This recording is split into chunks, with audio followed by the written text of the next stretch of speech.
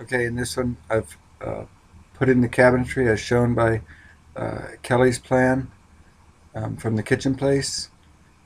All the various sizes that I was able to ascertain from the drawing, and drawn some of the other stuff.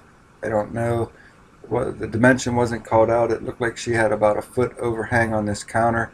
I'm just showing 1'4" because I think that gives you good knee space.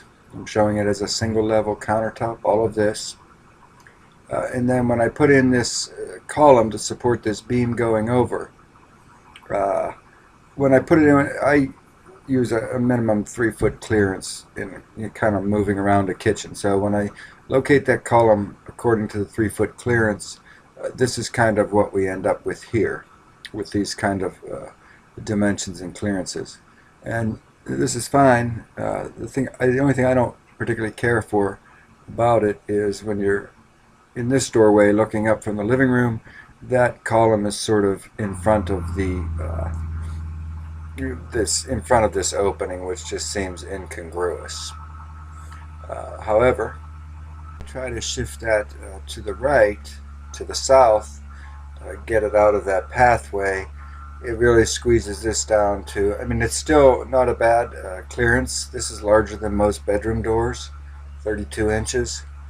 But still, to me, it's a little tight, particularly because when people get up from these chairs, where they're really wanting to head is this way, and so they're going to want to slip through there even so, which they can make it through there. That's not a problem. And so in the event, I don't know, you would choose between having the column in front of this doorway here or having this space squeezed down another 4 inches.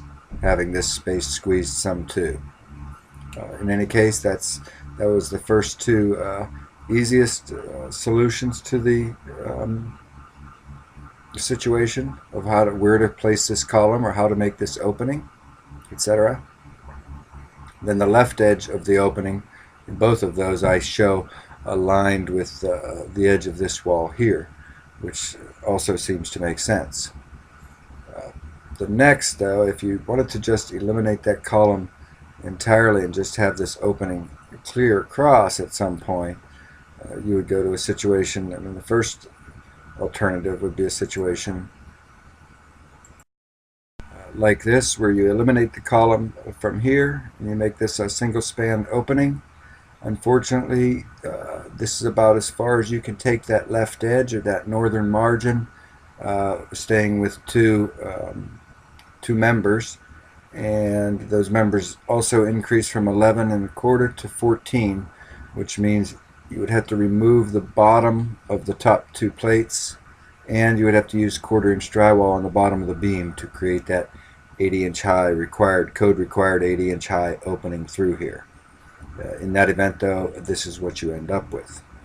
Now, we're inclined to do that, to remove that bottom of those top two plates so that you can use 14-inch high beams, and you're willing to get the extra or whatever else it took to use 3 members through there, or still 14 inches, but there's 3 of them. Still have to remove the bottom of the top 2 plates, still have to use 1/4" drywall. I mean, unless you find out that you've got that actual clearance, but according to my dimensions, you would have to use 1/4" drywall at the bottom of those beams. And in this case, if you go to the 3 of these, you can easily stretch from here all the way to this margin here. Finally, in this plan shown as these are just suggestions, and I'm not sure what your exact thinking was, so you might have had good reasons to have this countertop at a single level.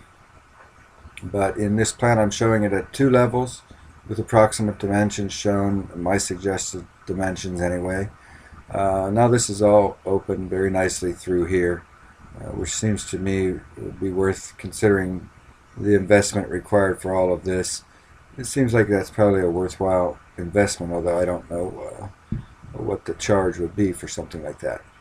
Also in this one, I'm kind of suggesting that with this being a walk-in pantry and the kitchen all being over here and this being a pathway to the garage, I know that probably is going to cost you some shelving, but that could probably be remedied by how you arrange things. I'm showing this door facing this way. That's up to you how you ultimately do that. I'm a little concerned about the desk here and a chair in front of it, but maybe this is going to be a stand in front of type situation, and this won't be such a uh, clog up here. Anyway, that's what I put together. Just let me know what you want me to show on the actual drawings for the permit, and that's exactly what I'll do. Oh, I know. I'm following this, though. I'll show you two short films. One with the